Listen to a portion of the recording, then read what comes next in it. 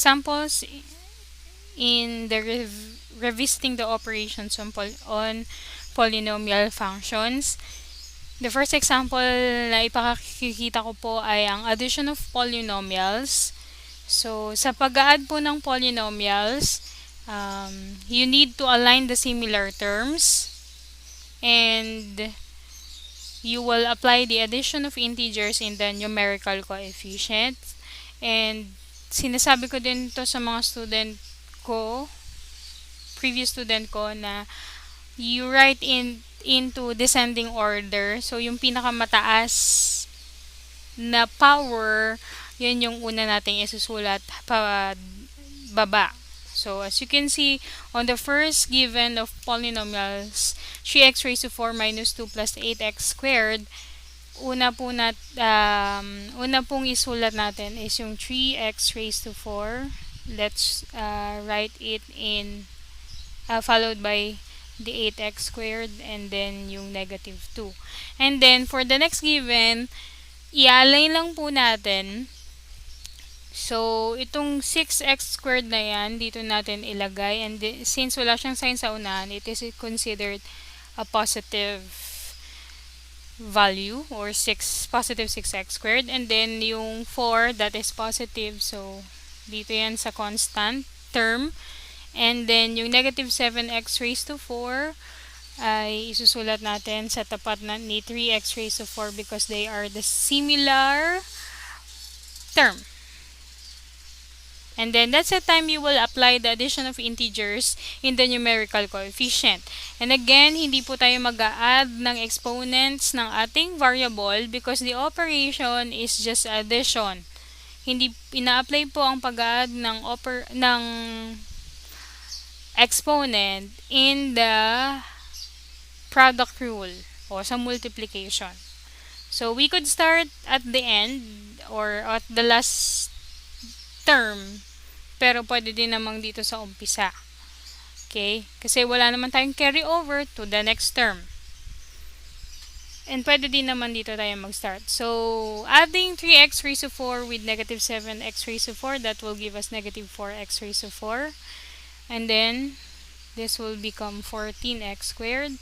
And the like sign, we will subtract and then positive 2. So, that is our answer on our addition of polynomial example after aligning and applying the addition rules of integers. Let's now have the subtraction of polynomials. In subtraction of the polynomials, we will also need to align the similar terms just like the addition of polynomials. Pero ang pinagkaiba natin dito sa pag-apply ng addition of polynomials, we need to change the sign of all the terms of our subtrahend.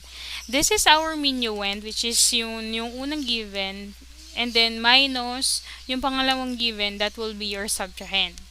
So, ito po, dahil ito lahat po yan ay mag-change po ng sign. Hindi lang po yung nasa unahan. Okay? Yun yung most typical error na nagagawa ng mga student. They forgot to change the sign of the subtrahend. Ang change lang nila ay yung nasa unahan lang. Kaya po, nagiging mali yung answer nila. So, after you change the sign of all the terms of your subtrahend, we need to follow the addition of polynomials. Of course, we will be aligning and we will be applying the rules of addition of integers in its numerical coefficient. So, align natin. I will show you. So, unang given, ang pinakamataas ay x raised to 5. Followed by, wala tayong fourth power. Meron tayong third power. Meron tayong second power, which is ito. Ito po yung third power. Wala tayong first degree. and we have a constant, which is negative 5. Ngayon, let's align this given as well as change its sign. So, ito, positive to. Pag inalign natin kay constant, magiging negative. I mean, when we align, we will change it into negative kasi this is a subtraction of polynomials. Ito, dahil negative siya, pag tinapat natin kay cube, kasi pareho silang cube, magiging positive 6 na siya, x cube. And then, ito, since this is negative, let's make it a positive 4x raised to 4. At dito natin in-align kasi wala naman pong x raised to 4 sa ating minuend. And then, we have negative 3x squared. Dahil negative siya dito, magiging positive 3x squared na dito. Okay? And then, that's the time we will be applying the addition of integers in the numerical coefficient. Again, pwedeng dito magsimula o kaya dito. So, dito na lang ako mag-uumpisa. So, bring down, let's bring down. Wala namang kapareho. And also this, bring down. Naging a like sign, so we will be subtracting. Ito, it represents 1, it represents 6. So, 6 plus negative 1, kaya po naging positive 5. And then, bring down our variable. Ito, naging same sign, so we will be adding them. Kaya naging 7x squared. And then, ito din naging similar term. Dito na natin idugtong even though we don't have a first degree. Oops, sorry for... Yan. So, that is the answer on our example on the subtraction of polynomials. Okay, so this is now the example for the multiplication of polynomials. In multiplication of polynomials, you will apply the product rule of the laws of exponent in multiplying the term to another term. Pwede nating gamitin dyan ang distributive method kasi kung 2 terms by 2 terms, we will be applying the FOIL method. We could also use the vertical method there or the tile method. I would just show you the tile method kasi para sa akin mas arrange yung magiging outcome or magiging answer ng ating tile method. So, we have 8y squared. I would just give space and then we have negative 2yz and also negative 7z squared. And then on the side, so in 2 terms, we have 6y and positive 3z. So, the reason why I called this a tile method kasi nagdo-drawing tayo ng table na parang tile.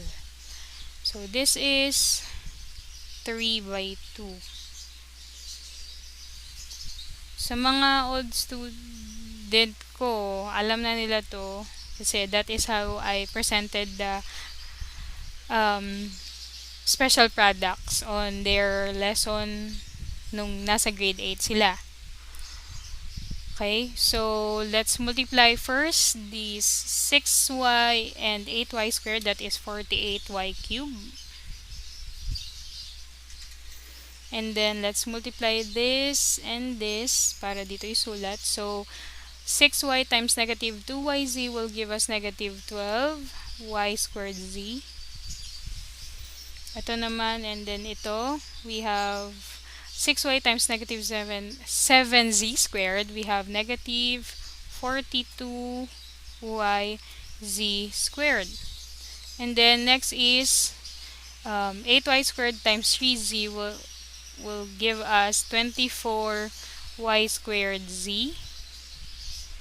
And then here, negative 2yz times 3z will give us negative 6yz squared. And last is negative 7z squared times 3z will give us negative 21z cubed. And then usually, ang kinagusto ko sa tile method, diagonally makikita mo kung similar terms sila. Hindi kagaya sa vertical method, you will be the one who will align the similar terms. Okay, so yung 48y cubed walang kapareho.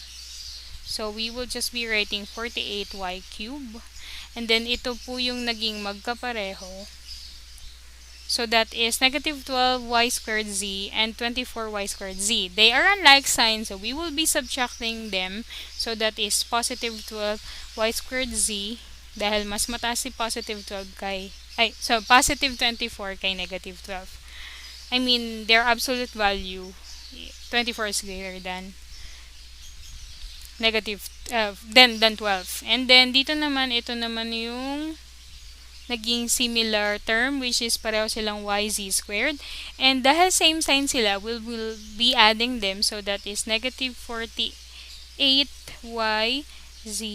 squared. And ito walang kapareho, so it will just be negative 21z cubed. So that is our product in finding the in this example of multiplication of polynomials.